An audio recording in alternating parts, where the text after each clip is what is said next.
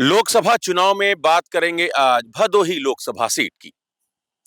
Bhadohi Lok Sabha seat Banaras से सटा हुआ लोकसभा क्षेत्र है।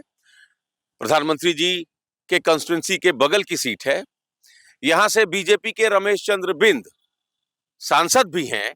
बावजूद इसके गिने चुने सीट्स ऐसे हैं उत्तर प्रदेश में बीजेपी के लिहाज से जिसको लेकर बीजेपी असमंजस में है। उनमें से एक भदोही लोकसभा सीट भी है। इंडिया गठबंधन ने ये सीट टीएमसी के खाते में डाल दी है और टीएमसी से यहां ललितेश पति त्रिपाठी चुनाव लड़ रहे हैं। गिने चुने सीट ही उत्तर प्रदेश में ऐसे हैं जहां गठबंधन से तो उम्मीदवार तय हो गए, लेकिन बीजेपी ने अपना उम्मीदवार अभी तक नहीं दिया है। उनमें से एक सीट भदोही है। ऐसा क्यों है, ये हम अपने इस रिपोर्ट में समझने की कोशिश करेंगे। भदोही एक जिले के तौर पर 1994 में अस्तित्व में आया। भदोही एक नया जिला बना और मायावती जी जब मुख्यमंत्री थी तो उन्होंने इसका नाम संत रविदास नगर इसका नाम रखा। लेकिन पहले ये मिर्जापुर भदोही के नाम से जाना जाता था और अब तक 1989 तक तो स्थिति ये थी कि लगातार कांग्रेस के ही यहाँ से सांसद होते रहे। दो बार अगर हम दो टेन्योर को छोड़ दे, 1967 में यहाँ से जनसंघ के उम्मीदवार को कामयाबी मिली थी और एक बार इमरजेंसी के तुरंत बाद जब 77 का चुनाव हुआ तो यहाँ से फिर जनता पार्टी के उम्मीदवार को यहाँ से कामयाबी मिली थी। नहीं तो लगातार कांग्रेस के लोग 89 तक यहाँ से चुनाव जीतते रहे और उसके बाद फिर बीजेपी 4 बार, समाजवादी पार्टी 3 बार, बहुजन समाज पार्टी 3 बार यहाँ से चुनाव जीती। जनता दल को भी एक बार यहाँ से कामयाबी मिली। 1989 का दौर था, वो वीपी सिंह की तब लोकप्रियता चरम पर थी। तो कहने का मतलब यह है कि भदोही ने सबको मौका दिया। हर पार्टी के, हर दल के लोग यहाँ से चुनकर लोकसभा में जाते रहे।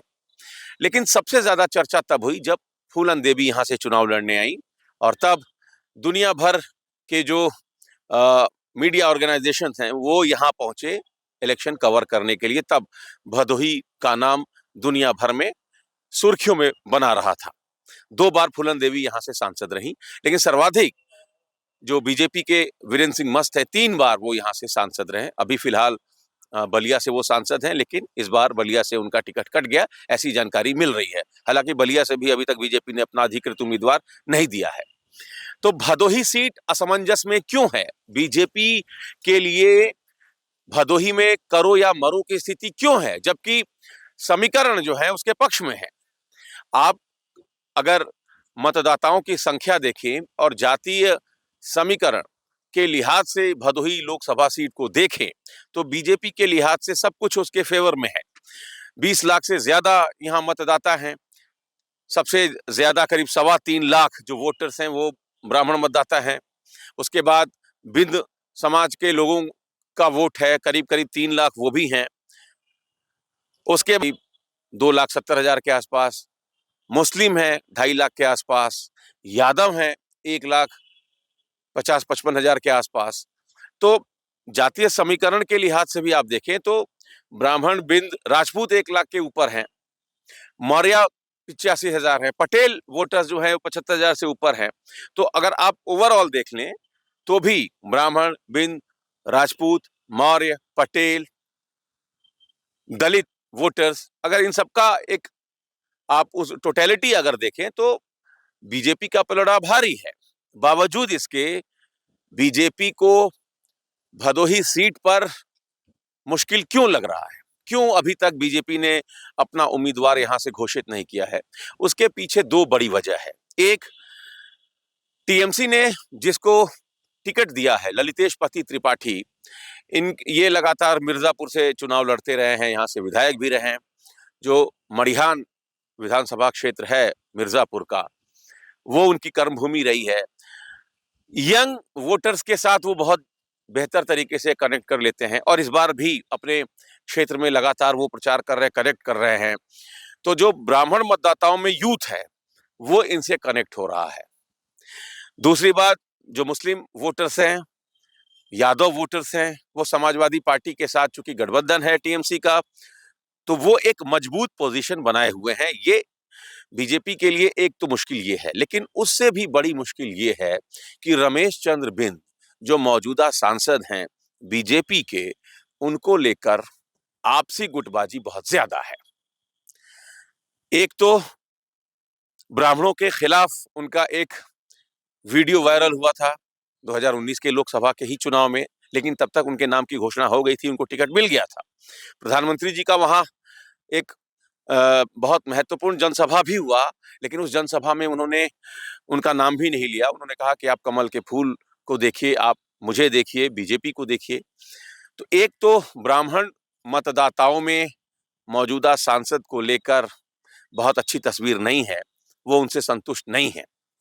दूसरा, जो वहां विपुल दुबे हैं, जो वहां के विधायक हैं, जिन्होंने ज्ञानपुर से विजय मिश्रा को चुनाव हराया, वो सुर्खियों में आए।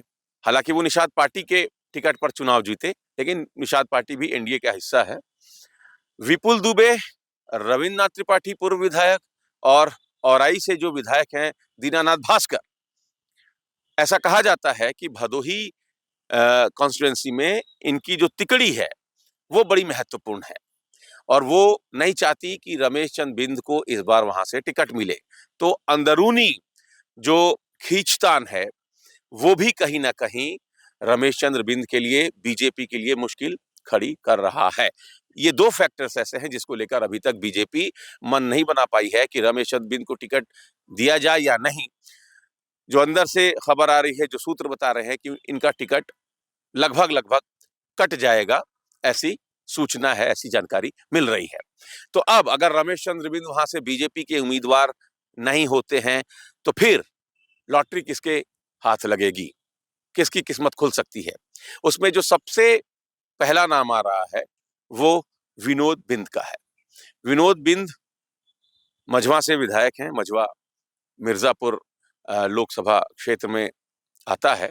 मझवा से वो विधायक हैं और पिछले 2 साल से वो लगातार मेहनत कर रहे हैं, ऐसी जानकारी मिल रही है। वो सर्जन है, डॉक्टर हैं, बिंद समाज के पढ़े लिखे लोगों में उनकी गिनती होती है। और 2 साल से ऐसा बताया जा रहा है कि जो उस भदोही मिर्जापुर के लोग जो जिनकी आर्थिक हालात अच्छे नहीं हैं, उनका वो निःशुल्क इलाज भी करते हैं, कराते भी हैं। तो लगातार 2 साल से वो अपने क्षेत्र में भदोही में लगातार सक्रिय हैं। तो विनोद बिंद का नाम, चूंकि साफ छवि है, बिंद समाज से आते हैं, और जैसा कि मैंने बताया कि करीब करीब 2,90,000 3 लाख के आसपास बिंद वोटर्स हैं, और बिंद वोटर्स जो हैं वो डिसाइसिव हैं। रमेश चंद्र बिंद उसी बिंद समाज से आते हैं। तो विनोद बिंद का नाम सबसे ऊपर चल रहा है जिनको टिकट मिल सकता है। दूसरा जो महत्वपूर्ण नाम है वो रंगनाथ मिश्रा का है। रंगनाथ मिश्रा बसपा सरकार में मंत्री रह चुके हैं। ब्राह्मण समाज में उनकी छवि एक मजबूत व्यक्तित्व वाली उनकी एक छवि है, लेकिन जो रविन्द्रनाथ त्रिपाठी, विपुल दुबे और दीनानाथ भास्कर का गुट है वो उनको पसंद नहीं कर रहा, ऐसी जानकारी मिल रही है। तो उनके खिलाफ भी असंतोष ज्यादा है। तो दूसरे नंबर पर हालांकि रंगनाथ मिश्रा, चूंकि लगातार कोशिश कर रहे हैं। ब्राह्मण मतदाताओं में तो उनकी पकड़ अच्छी है ही, चूंकि वो बसपा में मंत्री रह चुके हैं, बसपा से चुनाव वो जीत चुके हैं। और बसपा में जब वो थे तो दलित वोटर्स में भी उनकी अच्छी खासी पैठ है, ऐसी ऐसी चर्चाएं हैं इलाके में। ऐसा बताया जा रहा है, सूत्र बता रहे हैं कि बस जो दलित वोटर्स हैं वो भी उनको पसंद करते हैं। लेकिन जो अंदरूनी खींचतान है, जो भीतरघात है, उस स्थिति में हो सकता है कि रंगनाथ मिश्रा के नाम की चर्चा एक सीमा के आगे न जाए। तीसरा नाम जो महत्वपूर्ण नाम है वो है राजेश मिश्रा का। राजेश मिश्रा उत्तर प्रदेश बीजेपी में उपाध्यक्ष रह चुके थे। बनारस से वो सांसद रह चुके हैं, और अभी फिलहाल महीने भर पहले उन्होंने पार्टी छोड़ी है, कांग्रेस छोड़कर वो बीजेपी ज्वाइन किए हैं। इस आश्वासन पर उनको बीजेपी में शामिल कराया गया है कि उनको भदोही से लोकसभा चुनाव में खड़ा किया जा सकता है, ऐसा सूत्र बता रहे हैं।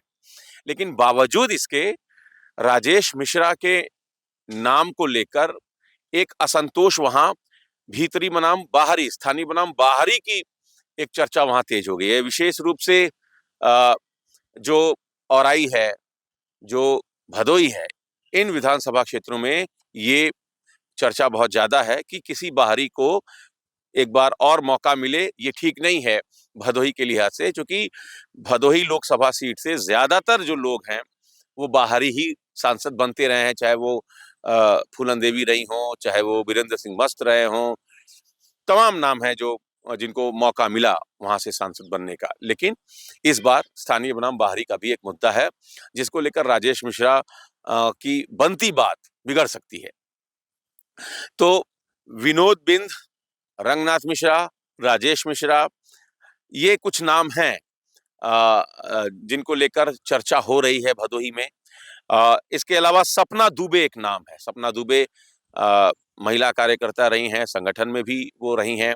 तो चूंकि पूर्वांचल से 3-4 सीटों पर महिला उम्मीदवार बीजेपी को देना है, ऐसी चर्चा है, तो उसमें एक नाम सपना दुबे का भदोही से हो सकता है कि अगर किसी ब्राह्मण को वहां से टिकट दिया जाए तो सपना दुबे महिला भी हैं, ब्राह्मण भी हैं और बेदाग छवि वाली नेता हैं, तो हो सकता है। एक चर्चा ये है। चूंकि पिछले 1-1.5 महीने पहले ही नया जिलाध्यक्ष मिला है भदोही को बीजेपी का, दीपक मिश्रा, तो इससे ये भी अनुमान लगाया जा रहा है कि अगर जिलाध्यक्ष किसी ब्राह्मण को बनाया गया है तो लोकसभा चुनाव में टिकट किसी बिंद समाज को मिलेगा, ऐसी चर्चा है।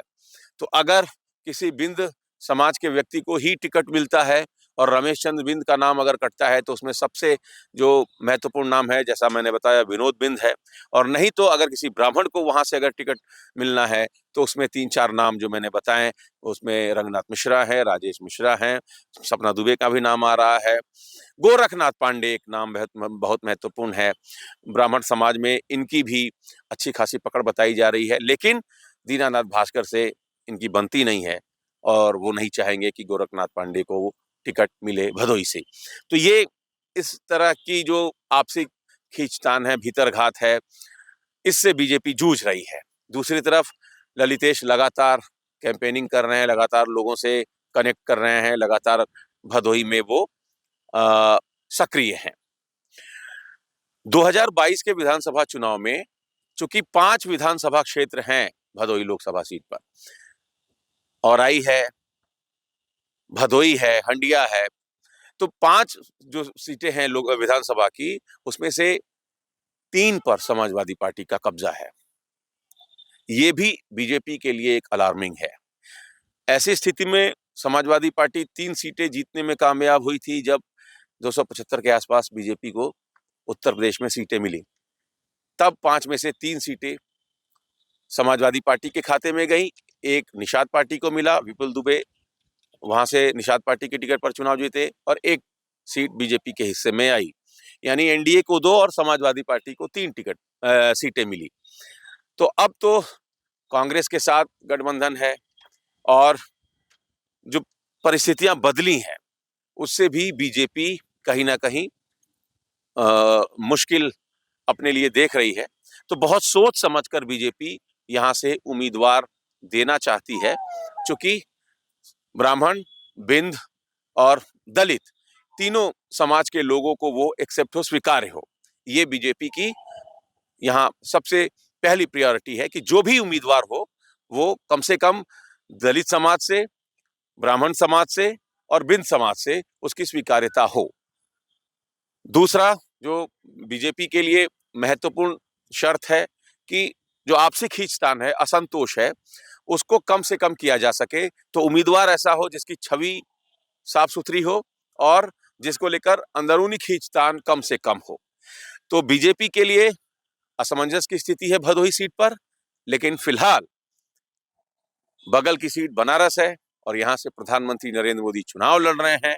तो भदोही सीट पर भी बीजेपी की जो सबसे बड़ी उम्मीद है वो नरेंद्र मोदी जी ही हैं, और इस उम्मीद में कि अगर प्रधानमंत्री जी की एक आध जनसभा यहाँ बीजेपी करा लेती है तो फिर जो बिगड़ती हुई स्थिति है वो बीजेपी के पक्ष में बन भी सकती है।